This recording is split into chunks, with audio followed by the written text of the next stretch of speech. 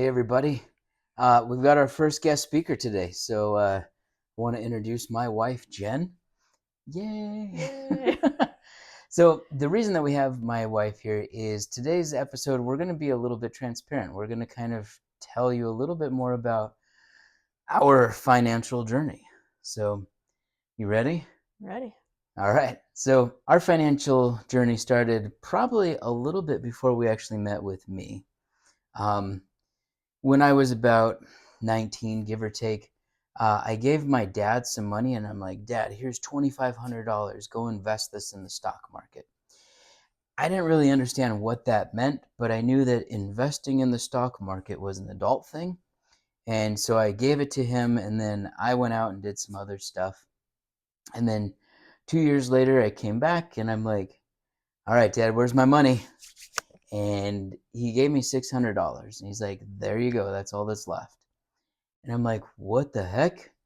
So I kind of built this back up again and I took my money back over to Chase.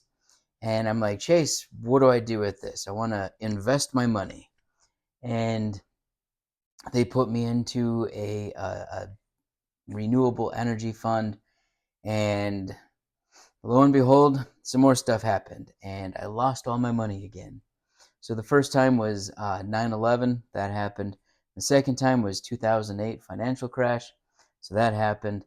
And same type of thing, my money got less. And I'm like, what the heck? So I knew that investing in the stock market was the adult thing. By this point, though, I got married with Jen, and I'm like, Jen, I want to invest. And what were your thoughts? No. Yeah.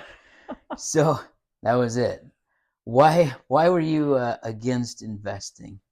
Um, I think at the time it was just ignorance. I didn't understand it. I didn't know anything about it, and it was risky. And we were freshly married. We didn't have a whole lot of money to begin with. So why are we risking losing this? He's told me the story of he's lost it twice already.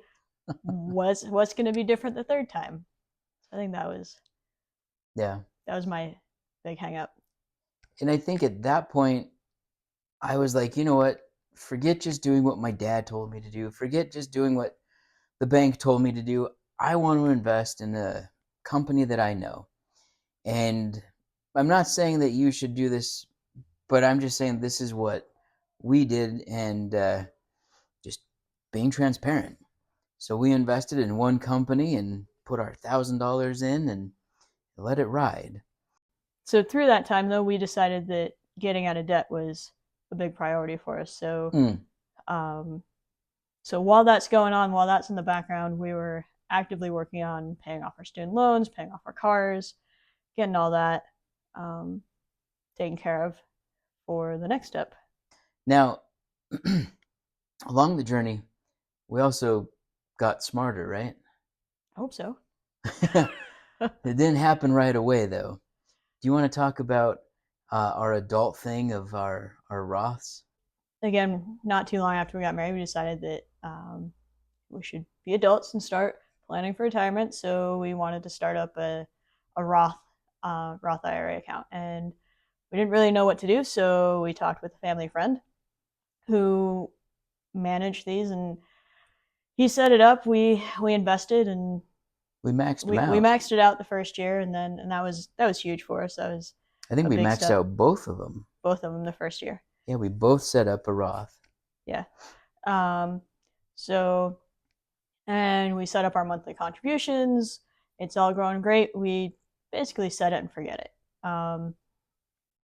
For years, we About were 5 years. 5, 6, something like that. We were contributing and not really paying a whole lot of attention to the Statements. balance, the statements. Is it going up? Is it going down? What's going on? We just assumed that we were doing the adult thing and let it go. Um, Yeah. So I think that was a big catalyst was actually paying down some of these debts, right? We got our car loans, we got our school loans, we did everything that having these debt free allowed us to max out our Roths, right? So, okay. So we smartened up a little bit. Once again, we were starting to talk to people about finances and we were understanding a little bit more.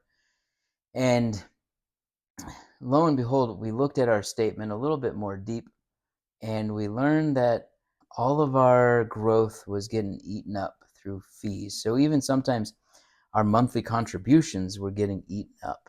Yeah, we did the math and we're like, how have we had zero growth over the last 5, 6, so how many years it was? Yeah. The stock market had done great for certain areas of that, so we should have made a decent amount of money, and we were in, supposedly high growth funds.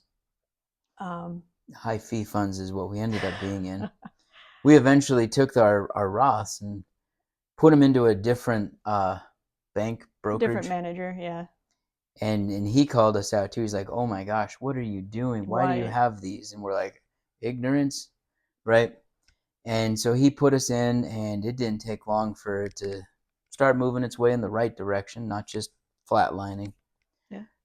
There was a couple of things there, right? We knew that investing in the stock market was an adult thing. We knew that investing in Roths were the adult thing. And you can see that sometimes we had some hiccups. Now, the other thing along the way here was I started having this change in mindset.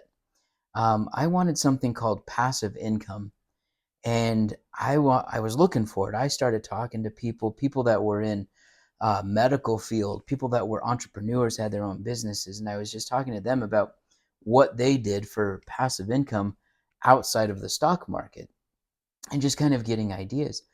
Lo and behold, I talked to another friend, and he brought up real estate. Do you remember that conversation? That was good. We had him over, and he ran numbers for us. He told us, this is what I expect my investments to do. This is the standard return for me. This is, what you can expect your money to do. And talked about leverage. He talked about the different ways that real estate can help. It's not just money, but there's tax benefits. He talked about all of that, which really got us excited and really got us motivated to look into it more. I think that's really when our big mindset shift happened. Yeah. We started reading books. We started looking more into not only real estate, but like I said, a lot of mindset. How do we level up our game? How do we, reach where these really successful people have accomplished? How do we do the same thing? We started taking some classes. Yep.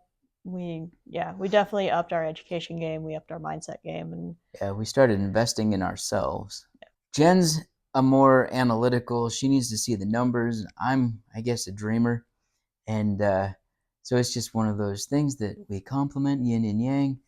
But it scratched the itch for me for passive income, the thing that I was looking for, and the numbers made sense for Jen, like seeing what this investment could do. And since then, we're more heavily invested in real estate. That's our personal financial vehicle.